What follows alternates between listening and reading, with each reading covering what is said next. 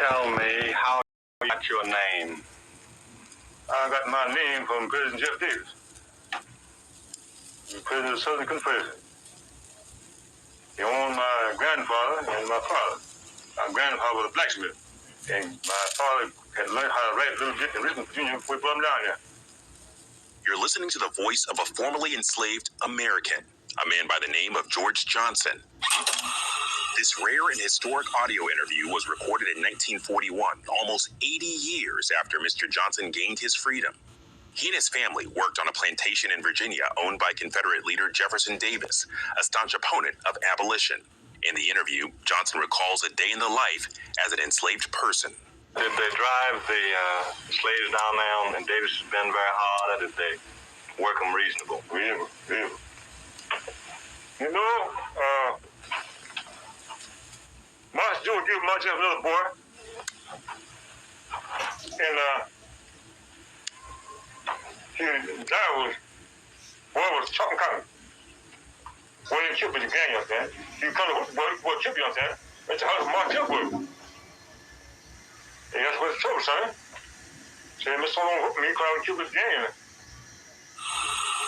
Audio tape interviews like this are striking and uncommon, but are actually part of a long legacy of Black families, communities, and institutions, including historically Black colleges and universities, that lead the way in collecting and preserving the oral histories of the formerly enslaved people in the 19th and 20th centuries.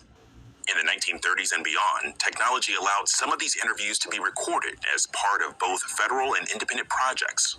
The details are often difficult to hear, but they remind us this history happened not too long ago, with names, faces, and stories. Do we know roughly how many of these recordings exist? The recordings are relatively rare, but the recordings come from a much larger and really important and in many ways unsung collecting effort that took place. In terms of audio technology, most of it was not recorded by audio because the technology didn't exist, at least in any kind of widespread accessible way when most of those were conducted. So it's really just a handful of audio recordings we have.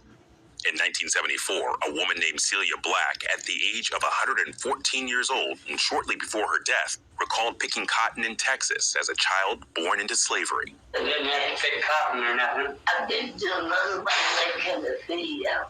Work in the field, oh goodness. Me and my husband would go out west to pick cotton. Go out west every year. We've been this year going out there picking cotton. One of the things that kind of struck me when you have an interview recorded in 1974, for some Black Americans, I mean, they're one generation removed from slavery. In some ways, we think of slavery as ancient history. We think of it as something that happened a very long time ago to people we couldn't possibly have known. I was 6, 7 years old in 1974. So it was kind of amazing that we were alive at the same time. I was alive at the same time who was someone who had been born enslaved. Alex Haley's Roots premiered on ABC just 3 years after this interview with Celia Black. What's your name? Kunta Kinte. Alex Haley came into his work, Roots, what became Roots, really, through his grandmother's stories. So we're really talking about oftentimes great-grandparents at this point in the 70s. Dr. Kendra Field, chief historian of the 10 Million Names Project, and Harvard professor Vincent Brown explained how these recordings illustrate an enormous preservation effort. The first-hand accounts shedding light on the darkest chapters in our American history, yet also revealing incredible African-American strength and survival. Didn't you have some entertainment doing a dancing or anything? Oh, I used to dance, but I don't do it now. No, I don't dance now. I try my best to serve my master. I'm trying my best to serve my heavenly Father.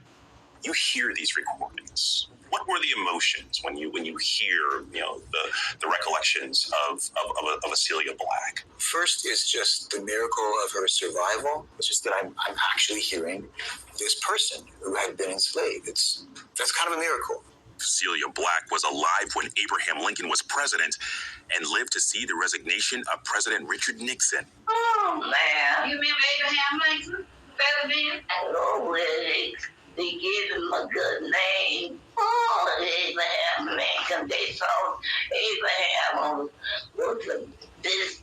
They thought everybody thought Abraham was the best president they were. In a similar effort to preserve this history and legacy, the 10 Million Names Project is a moonshot endeavor that aims to use the power of ancestry research to identify the names of the 10 million men, women, and children who were enslaved in the territory that became the United States. The goal is to put names and faces on this vital history, not only to give the enslaved the dignity they deserve, but to connect those living today with their family story. With the help of the 10 Million Names genealogist, we were able to find the direct descendants of Celia Black. In Rhode Island, we met 68-year-old Curtis Royal, who spent time with her as a young man. She's my great-grandmother from my mother's side of the family.